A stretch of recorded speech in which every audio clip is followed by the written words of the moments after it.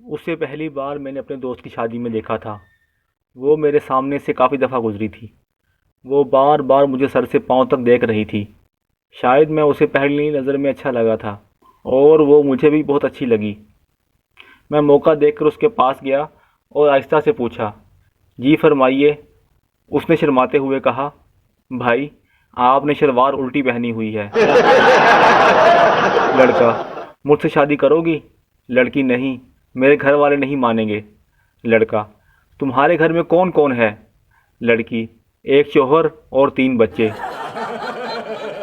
हमारे यहाँ ख़वातीन शादी के बाद अंगूठियाँ और जेवर पहनती हैं ताकि पता चले कि वो शादीशुदा हैं, और मर्द हजरात, उन बेचारों की शक्ल से ही पता चल जाता है।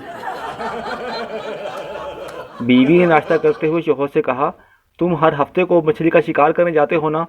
शौहर ने नाश्ते से नज़र उठाकर फखरिया लहजे में कहा, हाँ। बीवी, वो मछली कल मुझसे मिलने घर आई थी। उसके बाद से शौहर घर से लापता है। प्लीज़ सब दुआ करो वो जल्द मिल जाए। पाकिस्तानी भी अजीब होते हैं। शादी का कार्ड देने जाओ तो कहते हैं, कार्ड की क्या ज़रूरत थी, कॉल कर देते। कॉल करो तो कहते हैं, ये क्या तरीका है बुलाने का, हमें नहीं जाना। मुझे बचपन से ही खाने का बहुत शौक था।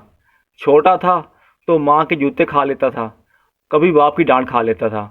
जब थोड़ा बड़ा हुआ तो स्कूल का काम ना करने पर मास्टर जी से डंडे भी खा लेता था। थोड़ा और बड़ा हुआ तो वैगनों और बसों में धक्के खा लेता था। फिर थोड़ा और बड़ा हुआ तो लड़कियों से टाइम पूछने पर सैंडल भी खा लेता था।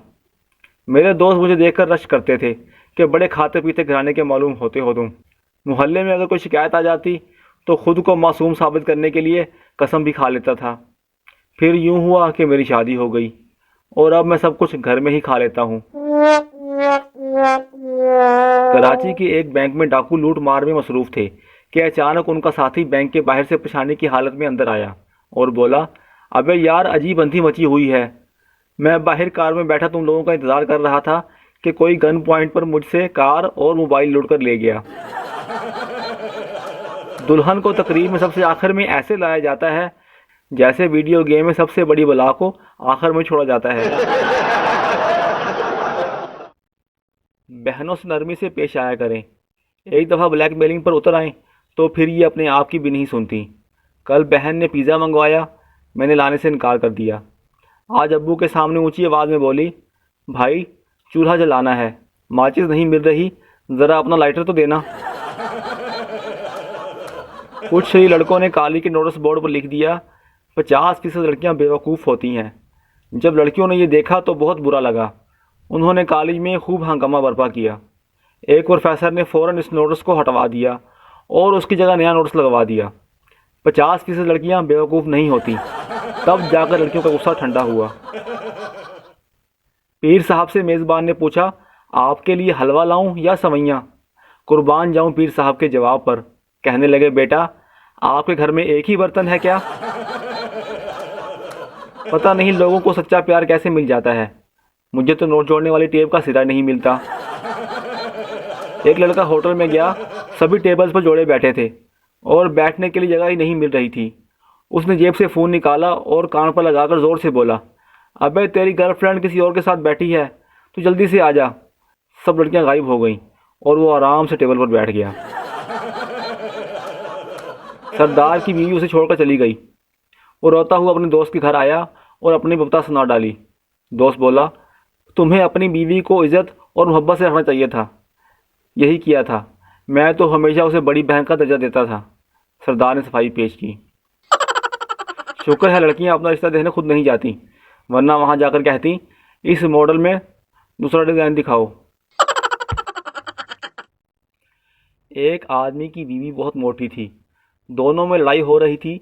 पड़ोस में से एक औरत कहती, मत लड़ो, मियाँ बीवी गाड़ी के 2 पहिए होते हैं। मियाँ जवाब देता है, वो गाड़ी क्या खाक चलेगी जिसका एक पहिया मोटरसाइकिल का और दूसरा ट्रैक्टर का हो।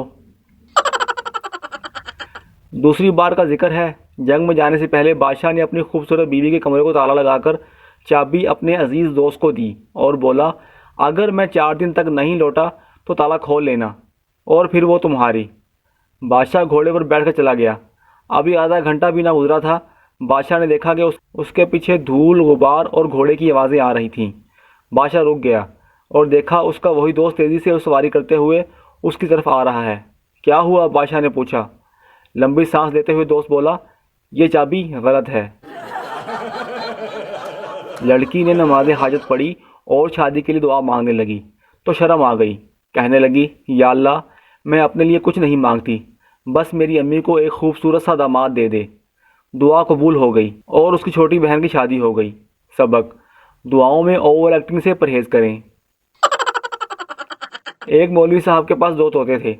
एक हर वक्त तस्बीह करता रहता था, जबकि दूसरा हर वक्त सजदे में पड़ा रहता था। उनके हमसाये के पास एक तोती थी जो बहुत शरारती थी और सबको तंग करती रहती थी। वो आदमी इससे बहुत परेशान रहता था।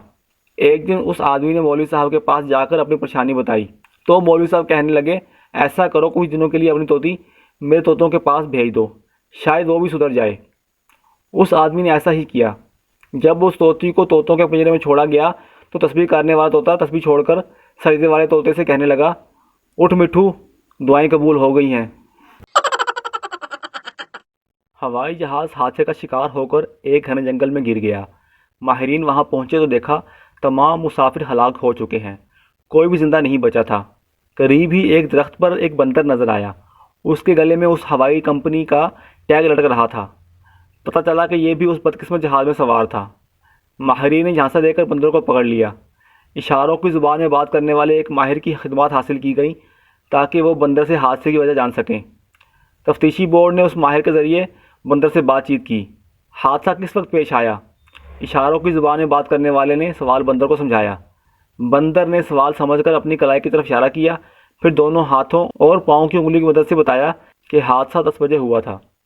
साथ ही उसने अपने दोनों हाथ जोड़कर गाल पर रखे और सर को टेढ़ा कर लिया, जिसका मतलब था कि हादसा रात को पेश आया। अगला सवाल ये था कि मुसाफिर उस वक्त क्या कर रहे थे। बंदर ने फिर दोनों हाथ अपने गाल के साथ रखकर सर को टेढ़ा किया। माहिर ने बताया कि बंदर कह रहा है मुसाफिर सो रहे थे। एयर होस्टेस क्या कर रही थी? बंदर ने कहा सो रही थी। तफ्तीश करने वालों ने पूछा पायलट क्या कर रहा था? बंदर ने फिर वही जवाब दिया कि सो रहा था। टीम के एक रुकन ने पूछा जब सब सो रहे थे तो तुम क्या कर रहे थे? उसने दोनों हाथों को घुमाते हुए इशारे से बताया जहाज चला रहा था। एक साहब ने दफ्तर से फारिग होकर अपनी सेक्रेटरी को साथ लिया और होटल में खाना खाने चले गए। वहाँ से दोनों ने फिल्म का प्रोग्राम बनाया। उसके बाद साहब सेक्रेटरी के साथ उसके घर चले गए। रात गए वो सेक्रेटरी के हाथ से रुखसत होने लगे तो उन्होंने उससे एक पेंसिल मांगकर अपने कान में फंसा ली। घर पहुँचे तो बीवी ने ताखीर की वजह पूछी तो साहब ने सबको सच सच बता दिया। बीवी फातिहाना अंदाज में बोली, झूठ बकवास, तुम्हें शो मारने की आदत है। मुझे मालूम है तुम देर तक दफ्तर में काम करके आए हो, पेंसिल अभी तक तुम्हारे कान में लगी हुई है। एक सरदार जहाज में किसी और की सीट पर बैठ गए। आदमी, सरदार जी ये मेरी सीट है। सरदार गुस्से में, मैं पहले बैठा था, नहीं उठूंगा। सब ने भरपूर कोशिश की मगर सरदार ना उठा। फिर एक शख्स पीछे से उठकर आया और सरदार के कान में कुछ कहा। उस आदमी की बात सुन सरदार जी खुद उठकर अपनी सीट पर चले गए। एयर होस्टेस, आपने सरदार जी से क्या कहा? आदमी, मैंने बस इतना कहा कि ये सीट दिल्ली जा रही है, पंजाब वाली सीट दूसरी है।